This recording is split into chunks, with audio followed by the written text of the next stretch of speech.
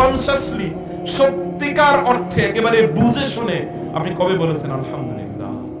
আপনার অন্তরটা একেবারে ভরে, তৃপ্তি ভরে, আপনার চেহারায় এরকম একটা আনন্দ এবং উচ্ছ্বাস চেহারা জুড়ে, গোটা অস্তিত্ব জুড়ে আছে, আপনি বলেছেন আলহামদুলিল্লাহ। আপনি কতদিন আগে বলেছেন একবার চিন্তা করে দেখেন তো। আমি কি আপনাদেরকে অনুরোধ করতে পারি, একবার হৃদয়টা জুড়ে একবার বলেন তো আলহামদুলিল্লাহ।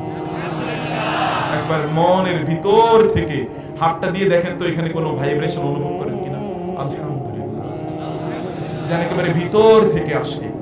এটা যদি বিশ্বাস করুন, আপনি যদি বলতে পারেন, এটা যদি আপনি বলতে পারেন, তাহলে সত্যিকার অর্থে আপনার রবের প্রতি আপনি সন্তুষ্ট, কোনো অভিযোগ নাই। আপনার রব কি আপনাকে হত্যা করার জন্য আপনি সৃষ্টি করেছেন নাকি? আপনার রব কি আপনাকে বিপদে ফেলার জন্য সৃষ্টি করেছেন? না না না, তিনি আপনাকে প্রচন্ড ভালোবাসেন।